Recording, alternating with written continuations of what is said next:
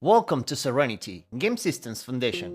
In this tutorial, we're going to take a look at the player input system, what it is, how to configure, and how to get the most out of it. The idea is simple. You define the configuration and Serenity takes care of the rest. The player input aggregate is the system responsible for handling all player inputs in Serenity. Its purpose is to centralize input from different devices into a single consistent system that can navigate the UI and trigger actions. It doesn't matter if the player is using a keyboard, a PlayStation controller, an Xbox controller, or any generic gamepad. Serenity detects the device, assigns control, and executes the corresponding actions automatically. The device filter defines which input devices are allowed or denied. You can quickly enable or disable entire device types such as keyboards, gamepads, or mouse. In the layout section, you can be more specific by allowing or denying concrete device layouts.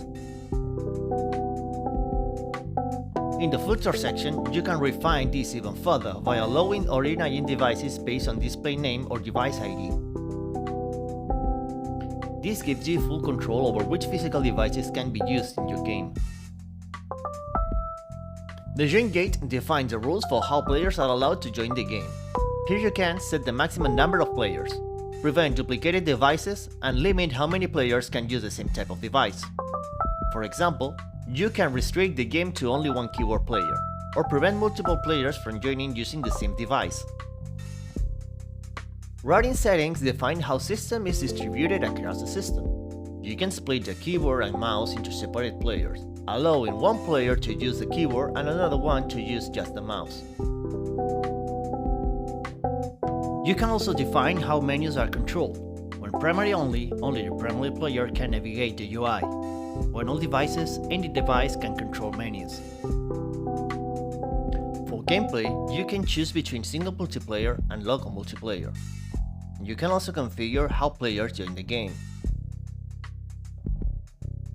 At the policies section, you assign the device filter and join gate that this configuration will use.